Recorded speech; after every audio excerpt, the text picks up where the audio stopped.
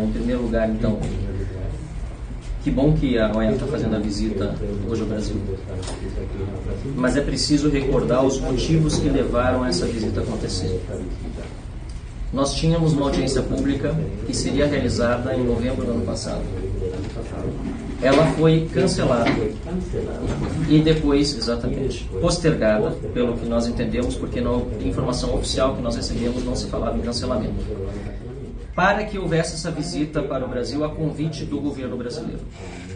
Eu quero lembrar a todos que naquela ocasião nós mostramos a nossa irresignação, nossa inconformidade, porque a parte abusadora havia convidado para uma visita, sendo que nós, por várias vezes, tínhamos já ido à OEA, não apenas parlamentares, como advogados e pessoas que sofrem de abuso de autoridade de censura, e até aquele momento nunca havia sido externada pela OEA a possibilidade de uma visita ao Brasil. É claro que entendemos que essa visita é muito importante por nós estarmos aqui sendo ouvidos e muitas outras pessoas poderem expor, mesmo que em apenas 5 minutos, e por isso o STF, o abusador, teve 1h30 para 2 pessoas, e nós temos 5 minutos cada um, porque são inúmeros, não dá para botar todo mundo em 1h30, mas ainda assim discordamos que o STF tenha sido ouvido primeiro, acho que não foi correto. Mas nós precisamos também aqui asseverar que até o momento, pelo menos na minha opinião, a OEA é parte do problema e não da solução.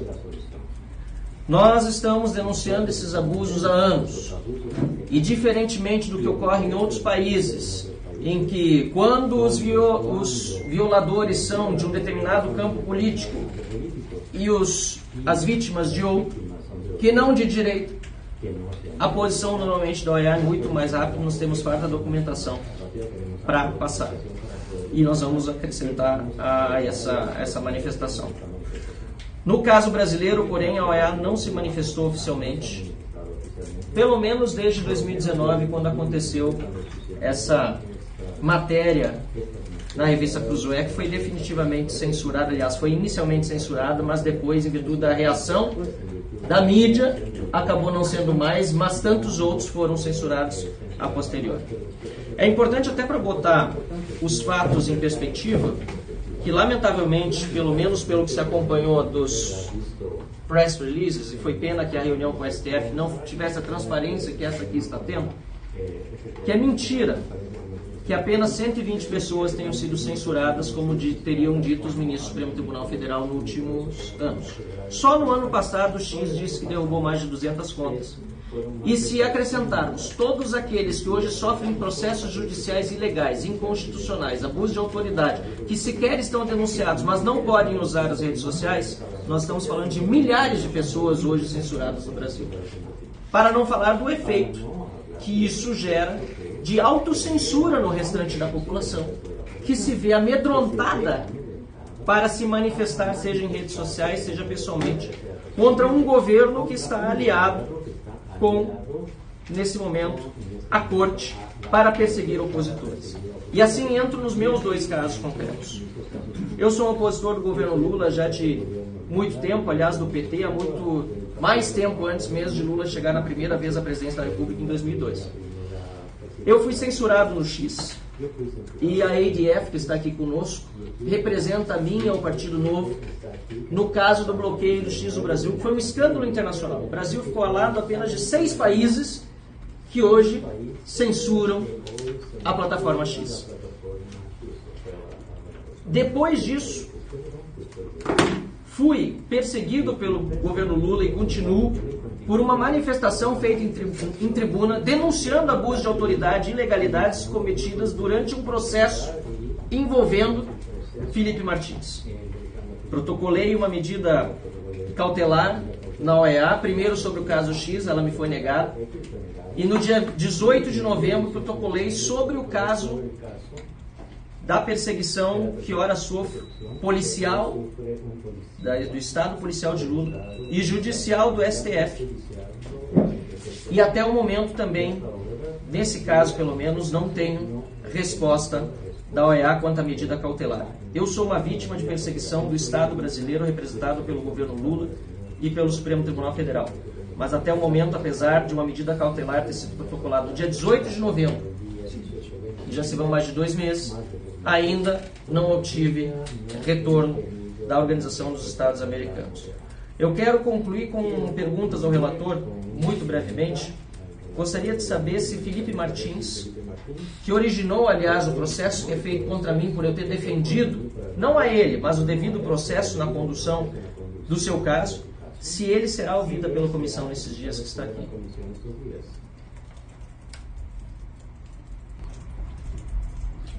Hemos recibido desde que se sacó el comunicado de prensa un volumen muy alto de solicitudes que se están procesando de manera triangular entre el equipo que está desplegado en terreno y el equipo que nos acompaña desde la sede. No me atrevería en este momento, mucho menos a confirmar o a descartar. Lo que puedo comprometerme es que una vez finalizada esta reunión procederé a revisar. Hemos recibido un número inmanejable en las horas de tiempo y precisamente esperaria um pouco de... Eu solicitaria ao senhor relator, pedindo apoio dos demais parlamentares aqui presentes, inclusive do deputado Lucas Redecker, que está aqui, que é presidente da Comissão de Relações Exteriores, que Felipe Martins fosse ouvido. A OEA é independente, é um órgão multilateral, o Estado brasileiro deve respeitar os seus regulamentos e, obviamente, também a Constituição. No caso de Felipe Martins, porém, ele está proibido de dar entrevistas. O próprio jornal Folha de São Paulo quis entrevistá-lo e foi proibido. E na Comissão de Relações Exteriores, o deputado Lucas Redecker encaminhou um ofício ao Supremo Tribunal Federal, depois de aprovado o requerimento de audiência pública de minha autoria, para que Felipe Martins pudesse ser ouvido, e o ministro do Supremo Tribunal Federal, Alexandre de Moraes, negou que ele estivesse presencialmente ou mesmo virtualmente conosco. Eu queria, portanto, concluindo, dizendo que esse caso é fundamental porque ele inclui, inclusive, a fraude do registro de entrada de Felipe Martins nos Estados Unidos, feito por um funcionário do governo americano, no CBP de Orlando, possivelmente com conhecimento das autoridades brasileiras, unicamente para mantê-lo na prisão por 6 meses. Foi o que ele permaneceu preso e, por isso, ainda mais grave a violação. E houve rumores, e eu gostaria até de deixar isso externado, que talvez a comissão não fosse ouvi-lo, porque se saísse na mídia que ele seria ouvido, poderia dar problemas para o trabalho da comissão. Que bom que não é assim, porque se for assim, a própria comissão acaba se submetendo também a uma censura que hoje se aplica aos órgãos de imprensa brasileiros e aos abusos de autoridade do Supremo Tribunal Federal. Então, se eu tiver concordância dos meus colegas, eu gostaria de fazer essa sugestão para que Felipe Martins fosse, ainda que virtualmente, ouvido, porque o caso dele, na minha opinião, é um dos mais abusivos, grotescos e claros dos abusos de autoridade e da censura que acontece no Brasil. E para concluir, então, nos meus 30 segundos, que eu peço a gentileza do relator que me conceda agora, só pedir que a Organização dos Estados Americanos realmente cumpra com o seu papel e faça algo em relação ao caso do Brasil. Nós estamos há muitos anos já pedindo. Eu corro risco todos os dias, como todos os nossos colegas. Nós não temos medo, porque nós continuamos enfrentando e estamos aqui para justamente tratar desse tema com o senhor, mas a gente precisa que órgãos internacionais como a EA ajam de acordo com aquilo que se espera deles. Então esse é o nosso pedido. Muito obrigado pela atenção.